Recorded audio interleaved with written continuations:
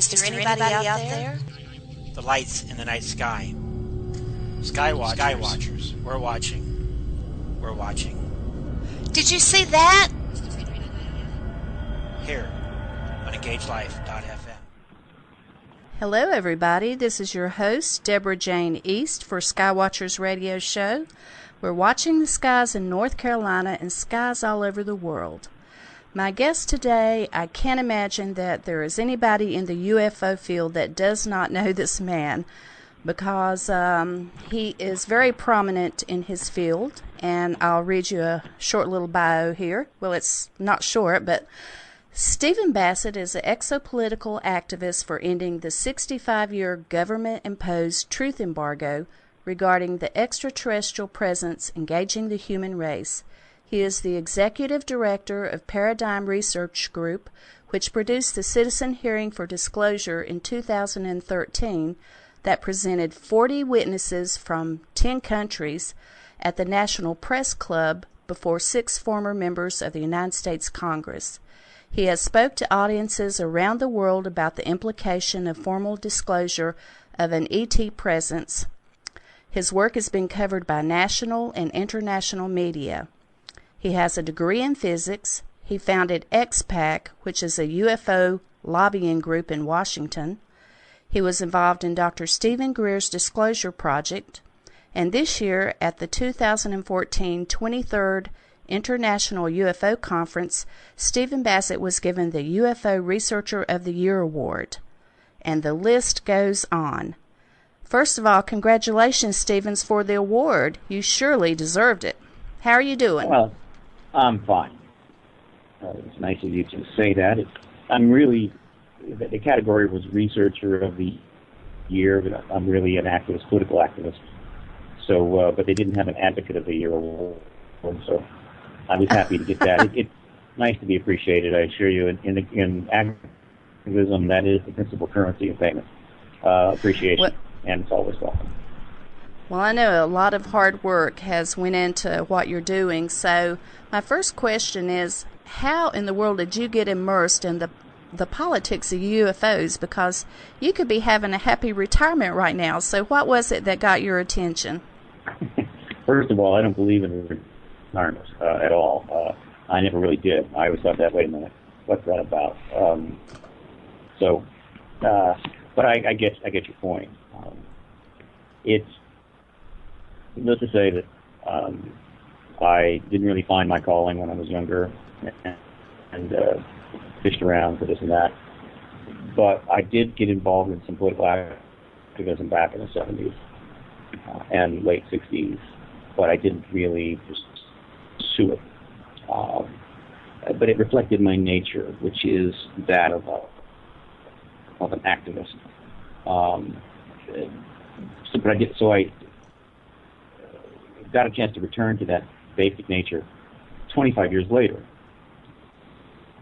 when I made a decision at 49 that I was going to do something that directly engaged the world, as opposed to just working and getting a job, making money and paying it. You know, I could have joined the Peace Corps. A lot of people do at that age. They just decide, hey, I'm going to do something. I'm going to get away. Hey, I'm going to try to make a difference. They joined the Peace Corps. I decided to get involved in the ET field. I knew about the issue. I followed it for years. I was a big science fiction buff. My head's up in space. I'm more comfortable cruising around the galaxy in my head than I am cruising around some city on the planet Earth. So it just worked out. I was a big sci-fi fan too. I was a big sci-fi fan, so I think we're about the same age, and I loved all that stuff. Yeah, well, we grew up in the golden age of science fiction. Of course, then movies took it over. The movies, the television and film has been taking us into space, showing us other worlds for decades. And for a lot of people, that's really what they like. That's what interests them. And that was pretty much the case for me. So I started with this issue working as a volunteer with John Mack's group in Cambridge, and John was, of course, the legendary Harvard trained psychiatrist that engaged this issue in the early 90s at considerable risk itself, frankly. least at his career, and wrote an important book, Production. And that's what really got my attention in 1995. So I spent 4 months there, but then I went to Washington to engage in politics because I concluded that the problem here was not one of science. It wasn't one of really credibility, meaning there aren't enough credible people, there's enough credible evidence. That just wasn't the case at all.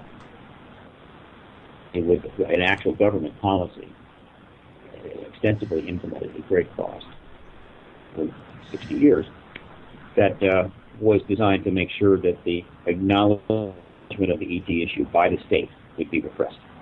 And that is a huge policy decision with huge consequences. And until that decision is changed, we're not going anywhere. And so that was my decision, focus on ending this policy, which is pure activism. It's pure political activism when you're trying to get the state to either eliminate or change a serious policy they have about a major issue. So that's when once I got into it, well, it was plenty to keep me busy for the last 18 years. Well, it is a big undertaking, and I would like to say that last year when you did the citizen hearing for disclosure, that was a monumental feat, and I first of all want to applaud you for doing that because it was very exciting. But have the objectives changed since that hearing? I mean, what progress has been made since then? Well, the objective is always the same. It is the disclosure of that, capital D. It's the acknowledgement of the ET crisis by heads of state, starting with one, probably the head of state of the U.S. Could be Russia, could be China. That is the goal. That's the objective. Always has been. Everything else flows from that.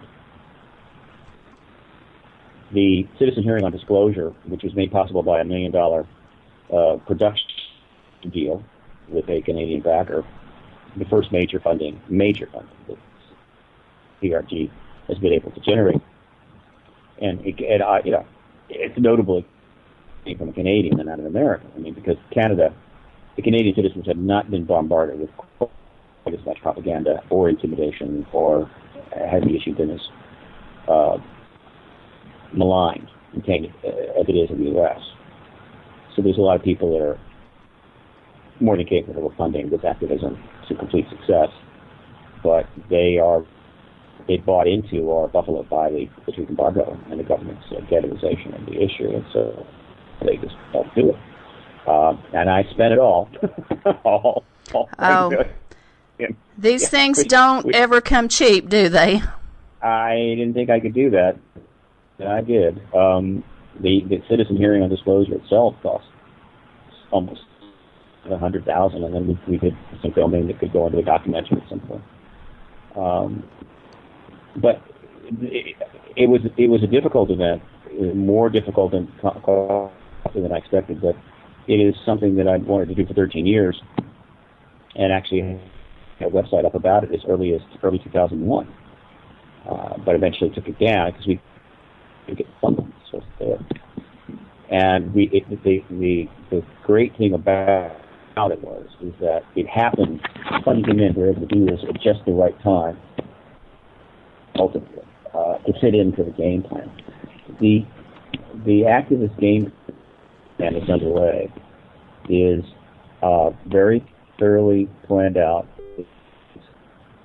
Not something that involves people marching up and down Washington's, the mall there. It's not street activism. It is complicated chess being played with the U.S. government and utilizing as much as possible the internet, which is where activism will be in the future. It's already almost there. And it's a three moves that PRG initiated starting in September of 2011. I've talked about this a great deal, but not to your audience. PRG was able to submit a petition to the White House in September 22nd, 2011, which is still up on the White House website to this day in the We the People section. That's an amazing feat. Well, it was made possible that the White House created this program. Bless their heart, and we took advantage of it. The history of this whole disclosure petition initiative is at disclosurepetition.org. This petition got the necessary signatures that, under the rules of the program that the White House set up, would require a response from the White House, which came on October 4th. And that is still up on the White House website. And again, and the links to all of this you can find relatively easily at disclosurepetition.org. And this response, which is about 8 paragraphs, the second paragraph, key paragraph, the position as written by Dr. Larson under the direction of Dr. John Holdren, the head of the Office of Science and Technology Policy, under, of course, the director of, the president of the state, was that there's no evidence at all of any life outside the planet Earth, or any extraterrestrial life engaging the planet Earth, or any evidence that the government has been hiding anything about the ET issue from the American people. This is extremely notable that they did this, and what they did. It was a milestone, it was a history-making moment that eventually will be acknowledged as such. First of all 3 of those statements are false, completely false. And secondly, they're indefensibly false, meaning nobody in the White House could come out in front of a audience or in front of the media and defend in debate that position with any knowledgeable person, including me, on the subject. And 3, it's the first time in history that the White House, the executive, has ever put the position of government on the ET issue, right? A significant thing, because once it's in writing, you now have a fixed position that you can just pound with the truth. Not putting it in writing allows them to dodge and weave and evade. So this was a milestone. We got that in October 4th, 2011. For the next year, we submitted 4 more petitions to the White House program. They had raised the threshold to 25,000 signatures, so these did not get a response. They didn't get 25,000 signatures, but they were up on the site for 30 days each. And these petitions all pointed to very obvious evidence that the White House did exist. So that was another way of putting it under their nose and informing the media about that. But the third move, which was key to all of this, at the point those petitions were being submitted, was not doable yet. But amazingly enough, the money turned up, and so on April the 29th, the second move in this plan was executed, and that was the holding of citizenhood on disclosure. This was a big deal. Again, it was a big deal. Yeah, and it's never been done before. It's unprecedented. So what we did was bring in 40 witnesses, pretty strong witnesses. There are hundreds, but and I chose to go with also researchers. We had about 13 researchers there, so a solid platform could be established within the testimony, and then another 27. Maybe 29 witnesses, which we like to refer to as military agency political witnesses. These are people that have worked within government, within agencies and so forth, even intelligence agencies that are coming out. You could call them whistleblowers. I prefer to call them witnesses. And what they say, what they talk about, confirms the extraterrestrial presence. That's just the way it is. And they've been out there, and they've been putting their information out for years. But again, the media ignores it. The White House doesn't say anything. The Pentagon doesn't say anything. The Air Force, Army says nothing. And nothing changes. But they're out there. And so we brought them into Washington, 40 of them. Put them up at the Washington Plaza Hotel for a week.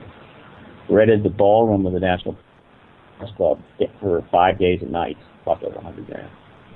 And counting, other odds and ends. and set it up to look like a Senate hearing room as much as possible, and had these witnesses testify to 6 former members of Congress. Not just anybody, but 6 former members of Congress. Relatively respected Congress members, including Senator Mike Gravel, the legendary politician and senator, as well as presidential candidate, now libertarian.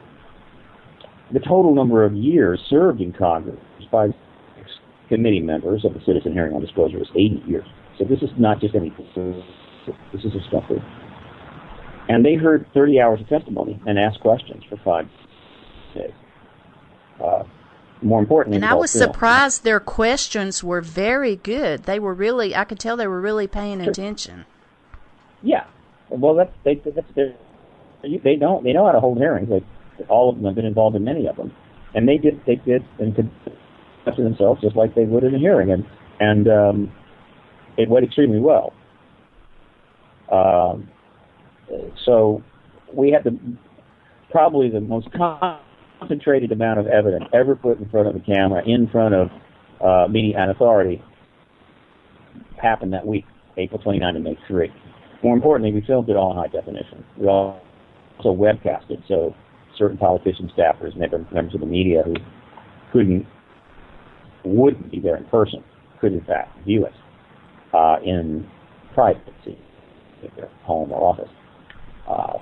And so we have the full record of it. So that was accomplished. And we got a lot of media coverage, but not as much as I wanted. I wanted more, but just a short time, about 9 days before the hearing started, is when the Boston bombing at the Boston Marathon took place, which resulted in virtually... That diverted the attention, I think. Yeah. Well, it ended, I mean, it wasn't connected, but it was just, the reality of it was that a great deal of media coverage was lost to that pretty extraordinary event, no question. So, but it didn't matter. We filmed it all. And now, the third move in this plan is about to be executed, and this is the big one. To sum it up as briefly as possible, the holding of the citizen hearing, the record of the citizen hearing, and the current status of the U.S. Congress, which is now going through a terrible period with extremely low approval rate, great disarray, creates the potential to finally get the hearings that have been sought for 45 years. The last hearing on this issue was 1968. Since then, huge amounts of activity have taken place. Evidence has emerged, witnesses have emerged, documentaries by several hundreds of documentaries have been made, and the Congress has done absolutely nothing, meaning just like the issue doesn't exist. And that's intentional, because smart people inside government know that if the kinds of witnesses that are now emerging were to testify before Congress under oath, that the truth embargo would end, and the announcement would have to be made, and some sort of arrangement would have to be struck between the Pentagon and the President and get this out. And so every effort to get hearings for the last 45 years have all been blocked, stopped cold. But that's after watching the hearing myself, I will have to say there were riveting moments that made me feel such vindication. One of them was Edgar Mitchell, and also Paul Hellyer, the former Prime Minister of Defense. Those two testimonies, among many great testimonies that were highlighted at the hearing, just really, it just made me, I felt so proud, I can't explain it, but it was really wonderful to finally hear men of that stature to testify. It was wonderful. Well, yeah, I mean, it was a mock hearing, but they took oaths. They stood and took an oath. Not a legal oath, but I guess you could say a personal oath. And it was set up to look like a hearing. So for people watching it, for most, it was as if they were testifying in Congress. And this was a huge vindication. There's a lot of emotion connected to this issue for those that have pursued it. And I got that response from all over the world. I mean, it was unprecedented. I've never seen any response to anything that's happened in this field in my life. But that's well, things that I know about. And I followed most everything since the last 18 years. Well, like this. So I knew it was a breakthrough. It was a breakthrough. Fine. So, but it's more than just a breakthrough. It's extremely strategically powerful.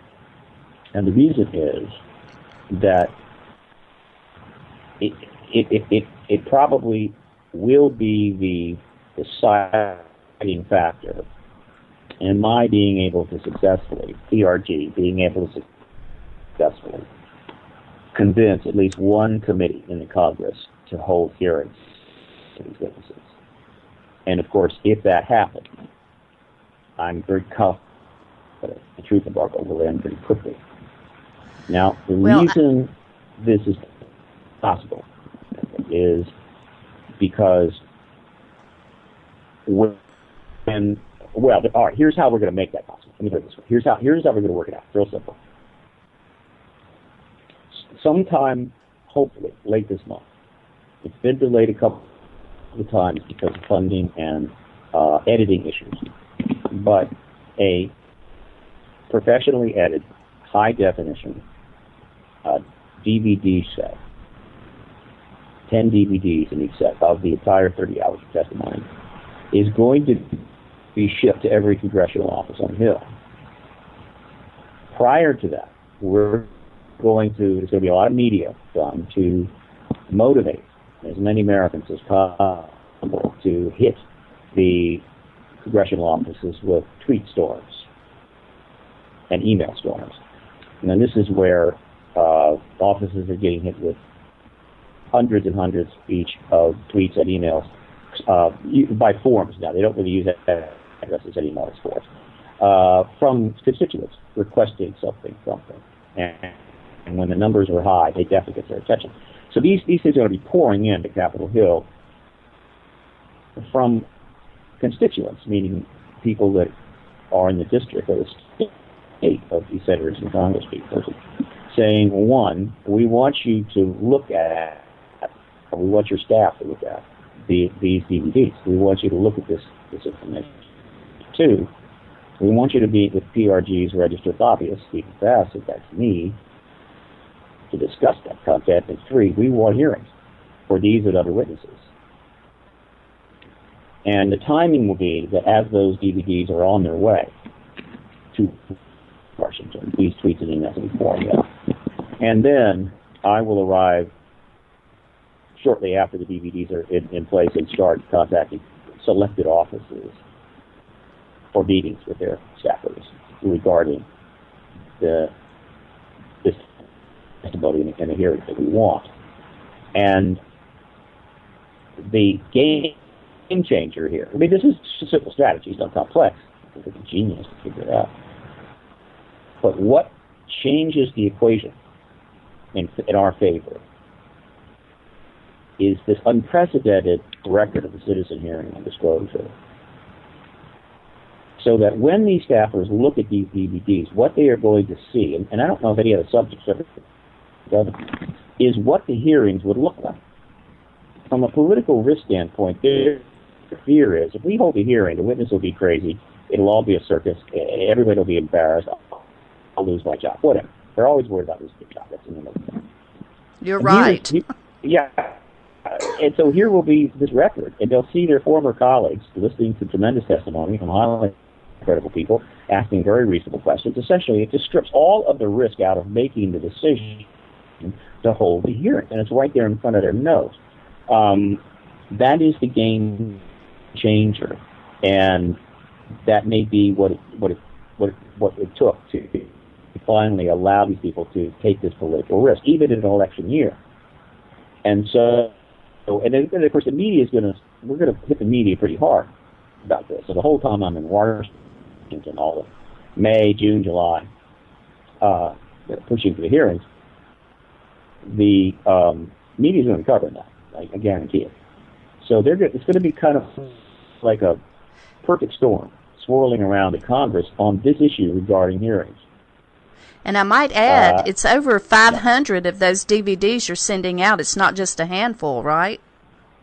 No, we're sending one to every office, 539, and each set has Wow. 10 DVDs. So we're sending 5,390 DVDs basically to Capitol Hill with nothing but a record of the citizenry on disposal.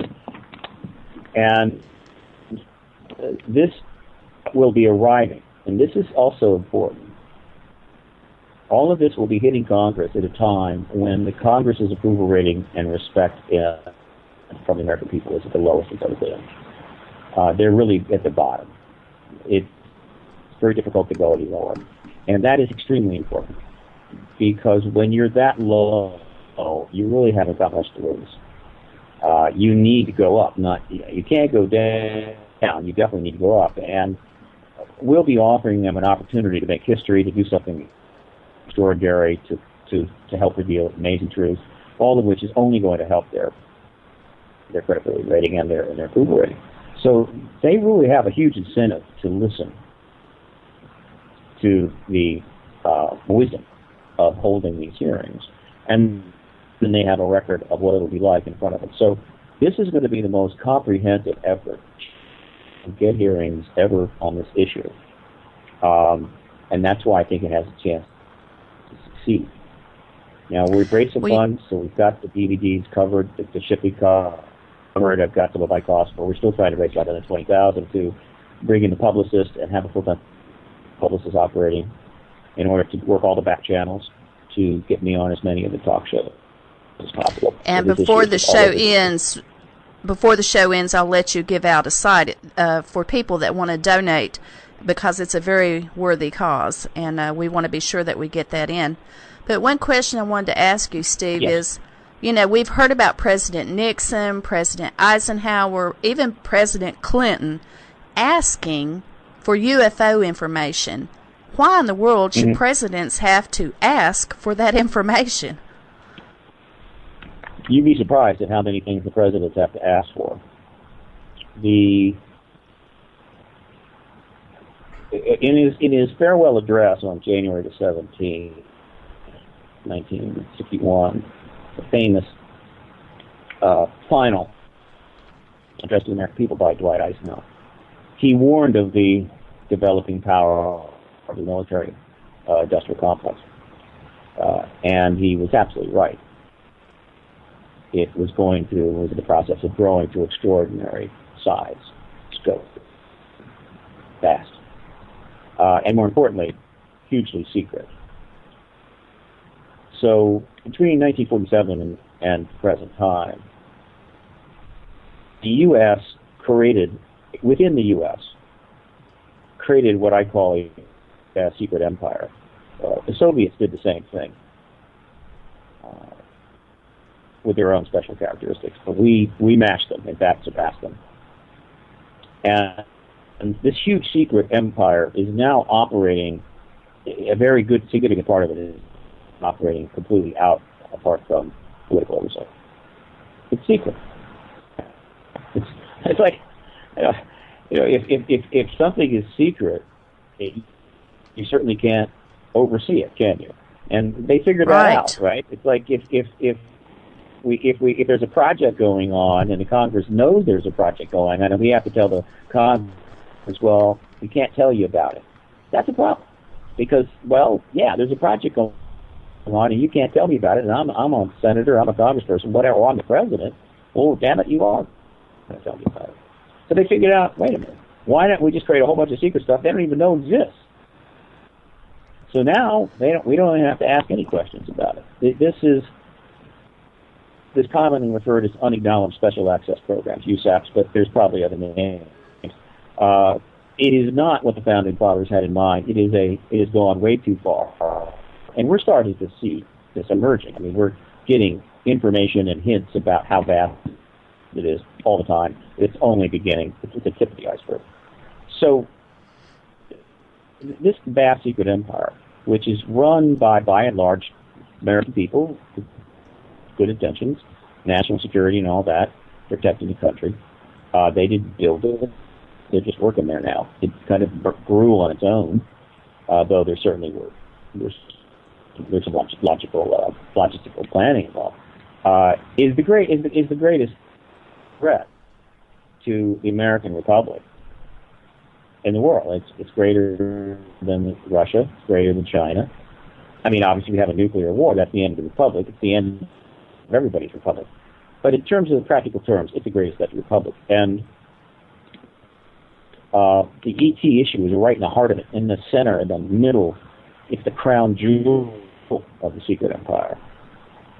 And the result is that issue plus other issues are viewed just simply not too important to be discussed with, oversaw by members of Congress or the president or anybody else. And that's just the way that it is.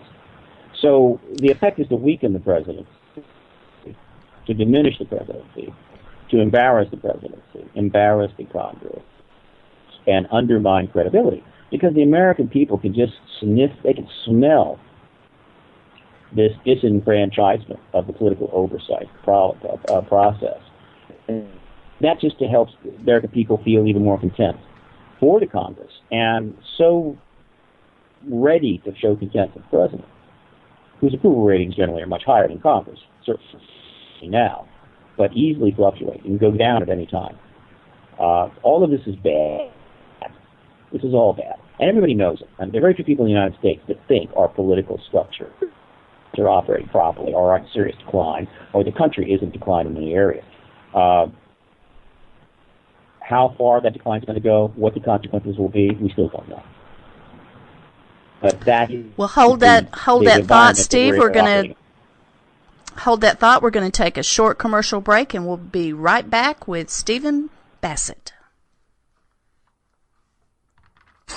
You have been listening to Skywatchers with Deborah Jane East. Contact us, skywatchersfacebook.com or Alien Chronicles for more information.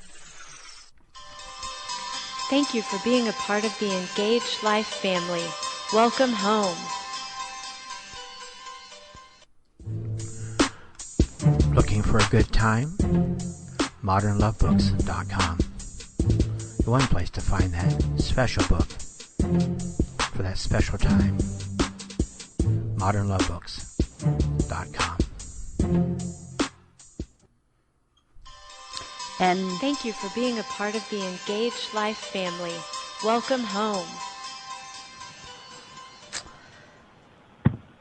And we're back with Steven Bassett, and we're talking about the power that the president has. And one of the things I think is sort of messed up, in my Southern girl accent, is that, we elect the presidents, but who elects these people who holds the keys to the UFO information? I mean, we don't have anything to do with that. That just seems not right. Don't you agree? Well, there are many things that are in control of the national security structures that are managed by people that are not elected. That's a given, not too surprising. The national security structures, all of them, CIA, NSA, the military, they serve the president. The president is the commander-in-chief, so he's the boss of all of these entities. But the presidency has been so diminished that it is a boss in name only. He can hire and fire the odd director, but every attempt to reform the CIA has had, how would you say, very negative outcomes. There are people out there that want government to go away entirely, just completely go away, and I appreciate their frustration. If that ever happened, they would not be happy. But nevertheless, there are people that are pleased to see the Congress weak, the president weak. What they don't understand is that to the degree that the president and the Congress become weaker, some other entities are becoming stronger. And those entities answer, in many cases, to no one. And they operate in secret. And secrecy is a major problem. Also, in order to maintain the secrecy, there's been the increase and rise of what I call institutional lying. Now, when you combine institutional lying and secrecy together, you got a toxic poison capable of killing off the body politic. So that's the situation we had. It didn't happen by accident. I mean, the Cold War, the nuclear threat, all of that, and of course the presence of extraterrestrials. And notice that I use the term extraterrestrial. I do encourage people to start moving away from UFOs as a term and refer to extraterrestrials.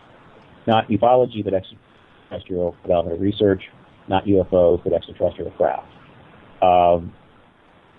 Because that is where we are. UFO is the term of the 50s and the 60s. It's the term of the truth embargo. It was government-generated, government-supported. But we're obviously past that now. So the circumstances are that this issue becomes, for the people, the one issue where there is so much of public evidence, so much support, so much awareness of worldwide, unlike any other issue. Pick a big issue that there have been a dozen hearings or more on the Hill. Benghazi, the attack on Benghazi in Libya. All the hubbub and everything, overall, the vast majority of American people don't know much about it or don't care. Don't even know it exists. And as you move into other nations around the world, people left. The UFO issue with here I have to struggle myself. The ET issue is virtually universally known. Everyone knows about it, and everybody knows about the extraterrestrial concept of extraterrestrial. So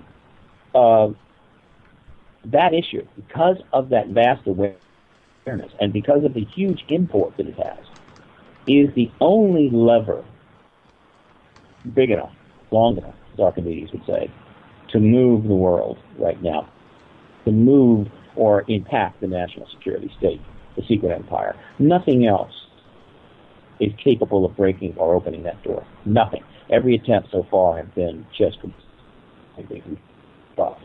The ET issue is another matter. So the ET issue is the door into the secret empire, which leads to the revelations and information necessary to start the process of reform in order to prevent the outcomes that Dwight Eisenhower warned us about 53 years ago, a half a decade. And I can assure you that everything that he was concerned about has happened. It's already happened, and it could only get worse. And the efforts of Kennedy to address it failed. The efforts of Carter to address it failed. Barack Obama never had a chance. Frankly, never had a chance to impact this so far, and I don't expect it. So he may well end up being the disclosure president, but not because he powered it through, but because the Defense Department and he will have no choice but to cut a deal once the media goes into frenzy mode on this issue in the lieu of subsequent to the hearings they're trying to get. I mean, these are obvious, major dysfunctional situations that we're involved in now in terms of our politics. It's very obvious. But the thing is, great, but what are you going to do about it? There are people that want to reform these systems, but they have not got any traction. I believe disclosure will give them the traction they need, and we will see the greatest age of reform, institutional reform in this country. Well, you know, we're talking about government secrets, and I was reading in the Washington Post that last year in 2013, Black Ops ate up $52.6 billion.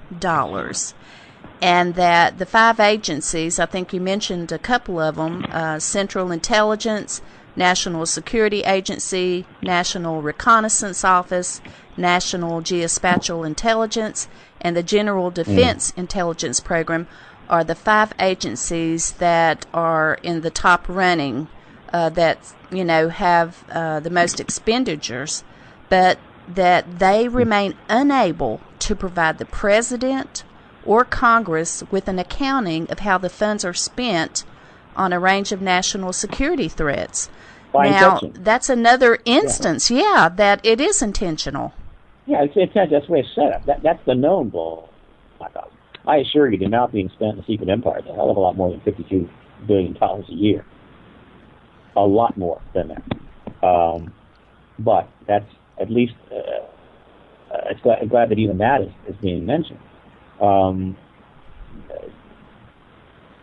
These are interesting times, and there's no question about it. The American Republic is at a crossroads that it arrived at because of the policies primarily since 1947.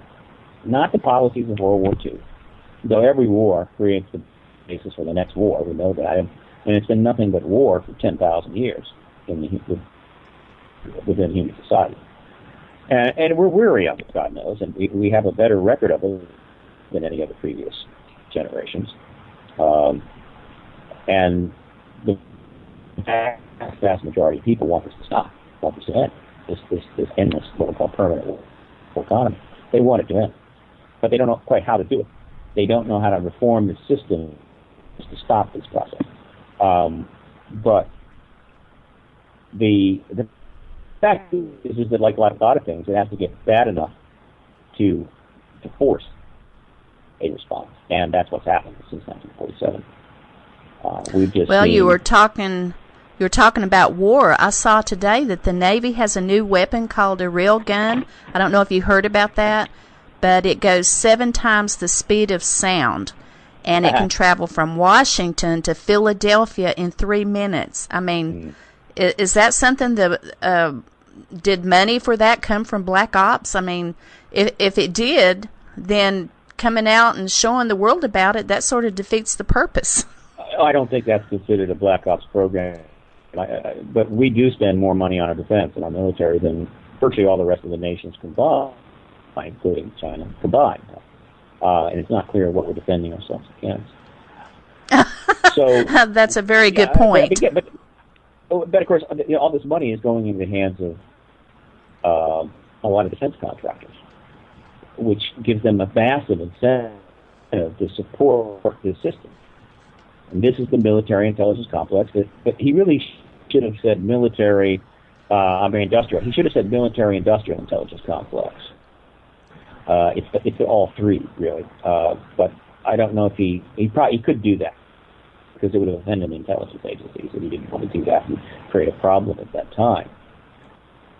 But what we have created is the greatest threat to our republic. And this wonderfully goes back to, the great quote by Abraham Lincoln, which was immortalized in the president's, what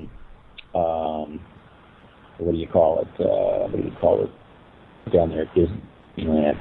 The president's section, where, it Disney World, and I think they have something similar with Disneyland in California. I know they have a Disney World, where they have these animatronic presidents that people go in and they do their thing, and it's very cool. And the speech that they chose for the animatronic Lincoln was a speech about the fact that no nation could stride the oceans and deliver a blow to the United States and so forth. That if the United States is to fall, it will because of an attack from within, not from without. Now, that's not precisely true, because eventually we ended up with a nuclear situation with the Soviet Union, and they could have destroyed our entire country if they wanted to. But he was making an important point, that the nature of the country was such that we needed to worry more about the within than without. And it's proved exactly true. We won the Cold War, by and large. And Russia is now in the process of eventually becoming, I guess you could say, working capitalist, relatively democratic republic, serious republic. But we ended up creating an entity, the secret empire, so vast that it is, in fact, the threat.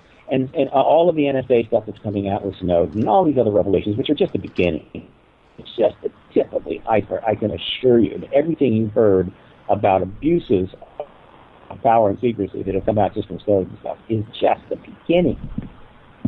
Well, just recently there were Yeah, there were 3 pictures, Edward Snowden, 3 slides that were of UFOs among the documents released by whistleblower Edward Snowden. So you think there's more things coming about UFOs in those NSA leaks? Well, first of all, there's been a lot of hoaxing regarding Snowden. There's people putting stuff up and they're attributing it to him. Uh-huh. When in fact, not attributed to him.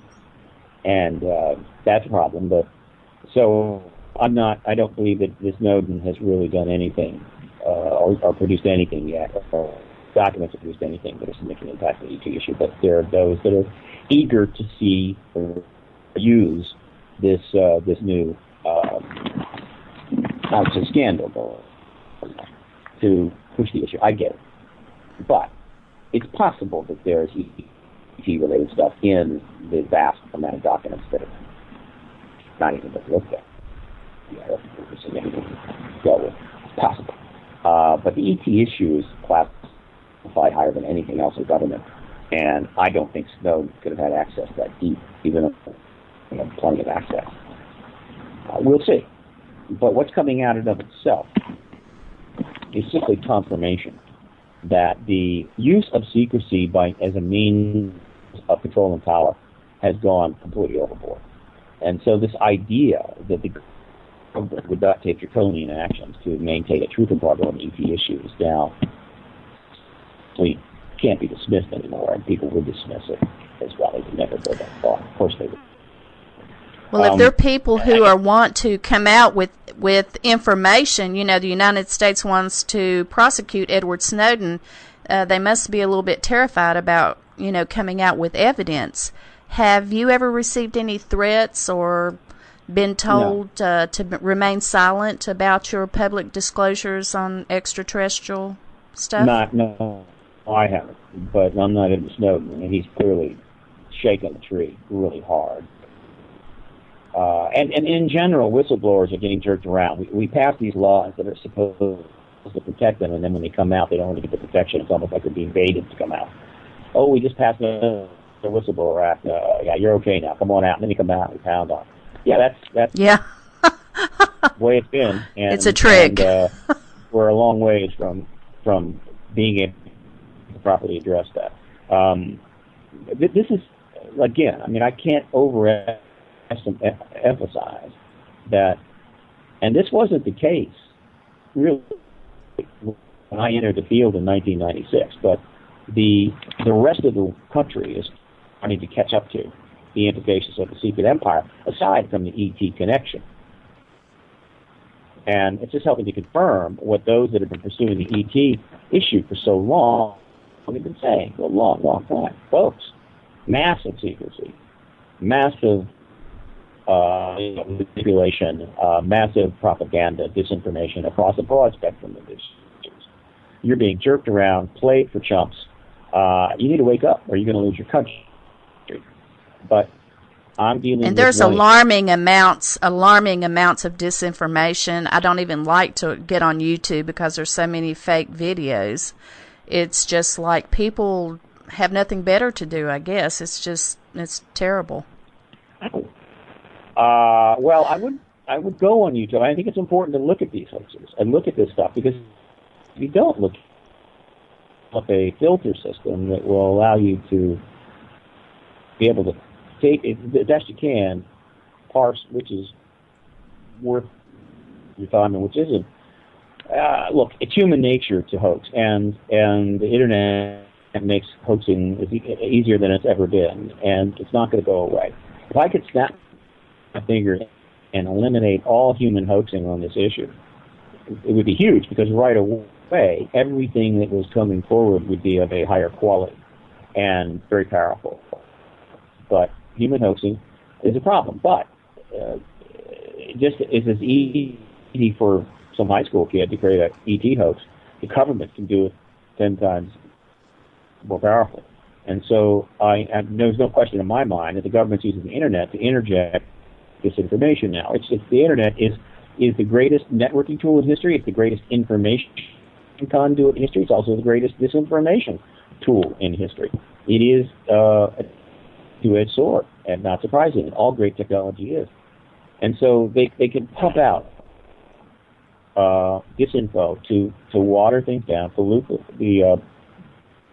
the pond, and prevent people from drinking from it. I get it, but unfortunately for the government's game is that as years go by, people are becoming more and more sophisticated in figuring out where the good stuff is, where the accurate information is, where the hoaxes are. And as that happens, their ability to disinfo by the net will be reduced. And this is a very complicated process that's underway, but I assure you it's underway. Ultimately, the only way that the secret empire and much of this dysfunction can continue unchallenged is the government will have to take the internet under control. So look for that. I know there are going to be some idiots inside government that will actually think that they can do this and will give it a shot. It will fail, but nevertheless, it's good to, but to make sure they fail is by paying close attention. So any attempts to reduce the availability and openness of the internet by the state to be resisted ferociously this is the best thing that ever happened to the citizens of the nations of the world. What do you want to call them? John Q. Public, Jane Q. Public, whatever. This is the best thing that ever happened to them. And if they let this get away from them, they may never have a better chance to start affecting or shaping their own social contract in the internet. So this came on very quickly. The old guard, elite power groups, by and large, were not internet savvy. They were way behind the curve. Within no time, some of the most powerful people in the world needed their 6-year-old great-grandson to tell them how to use the damn thing. And so it just got away from them. And as a result, they're back on their heels, taking hits. Now, that doesn't mean they can't regroup. But those who believe that massive secrecy, massive control, massive accumulation of wealth and power by a few is the only way this world should work are going to continue to try to do this. And they will justify it by whatever logic they want to come up with, and national security is the catch-all for all of that. I mean, you can justify anything on the basis of national security, and they do. So there is a war for the social contract developing. The internet is the battlefield. I don't like these martial metaphors, but they're pretty close in existence. And there's a lot at stake. And in the middle of this complete, vast panoply of actions and reactions and activism and everything else lies the ET issue, the crown jewel of the secret empire, the most important issue in the world today, the most suppressed issue in the world today, lying there waiting to finally break out. And I believe that will be the marker for the sea change that we're looking for. That will be the milestone. That will be the catalytic event that will launch, again, the greatest restructuring of social, political, religious, and economic institutions ever. And it will take place rapidly. I think in the first 10 years after disclosure, a great deal of it will already be done, and it will be mind-boggling. It will be resisted. There will be a lot of intense conflict of one kind or another. But I think ultimately the people can win this. So that just gives your audience a sense of the more macroscopic views of this very complex, vast process underway that is leading to the most profound event in human history, which is, of course, the announcement that, guess what? Well, alone in the galaxy. I do feel, I noticed lately that NASA is spending billions of dollars, on searching for life on Mars. And it's like a few years back, I heard there were a lot of spending cuts in NASA. And now we have all these, missions to Mars and just a lot of activity. And I always thought that NASA always knew more than they were relating to us. Do you think that they have hidden a lot of stuff that they found out because, they're a part of the secret government that doesn't want us to know anything? Not exactly. What has happened is NASA is forced under the law, the actual law that created it, the 1958 Space Act, to turn over everything. Control of, decisions about, actual documents, whatever, everything that it encounters that impacts national security. And I assure you, anything of extraterrestrial nature impacts national security. And so essentially, while NASA is a civilian space agency, with respect to extraterrestrial matters, it is under the complete control of the Department of Defense. And that's been NASA's dilemma. So NASA could find an entire base of extraterrestrials operating on Mars. I mean, the thing could be 20 miles across and have amusement parks and whatever, and they would immediately have to tell the Department of Defense, but they would have to say nothing after that. The Department of Defense took all measures to make sure that nobody knew about this. This is the way it's been from the beginning, day one, 1958, and it's still that way. So essentially, NASA has a massive cognitive business to operate all the time in it. And there are people in NASA that know that ET is real, some that don't.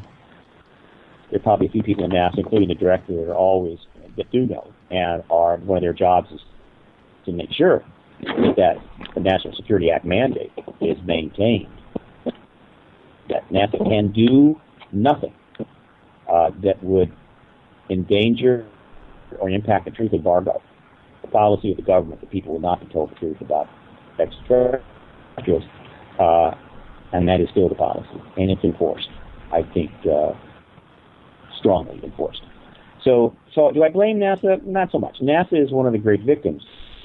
The truth embargo will be the renaissance for NASA, assuming American people can forgive it. And they probably will, because it's done a lot of great things. But there is a whole other space program, I can assure you, that is not on the books. Oh, yes. Yes, I've often thought that myself, because it just seems like there's a lot going on and you don't hear anything about it, and something, slips out here and there, and you wonder, well, as long as Sure. NASA plans things, it had to have been in the works for a pretty long time. But, Steve, it's very evident that this is a very personal thing to you. You are a pioneer among many others in the field who all believe that it is our right to know the truth. I just want to thank you. It's been such a pleasure. We're all behind you, and I wish you the best of luck with your work. Could you just give us a last parting thought and tell us your links where everybody can get in touch with you? Of course. Let me first say, look, I don't want a false impression here. This is not some personal mission, really. I mean, it's not some. In other words, I am an advocate representing the interests of the American people. There are tons of people that I'm working with. This is not Steve Bassett's disclosure process by any means. I assure you there are tons of people, every bit as committed as I am, and we're all working to get this done. I'm just lucky that I'm involved in it to this degree, because it's certainly not something I would have predicted. The fuller details regarding the Congressional Hearing Initiative will go up soon, but it's ParadigmResearchGroup.org. Paradigm, of course, is P-A-R-D-I-G-M. The top page right now is used as the marker page, and that's where people can see how to support the Congressional Hearing Initiative, and they can jump from there. And then the CitizenHearing.org website is where you can learn a lot more about the citizen hearing legislation. Well, I hope everybody will check out your site, and I want to thank you for being my guest, Steve, and thanks to Engage Life FM, which is the platform that Skywatchers Radio Show is on. And I want to thank all of our guests out there who have been listening and, just supporting this program. This is Deborah Jane East signing off, and we'll be here on the same network next week, same time. Take care, everyone. Thanks, Steve. You're welcome, Deborah. You have been listening to Skywatchers with Deborah Jane East. Contact us, skywatchersfacebook.com. Thank you for being a part of the Engaged Life family. Welcome home.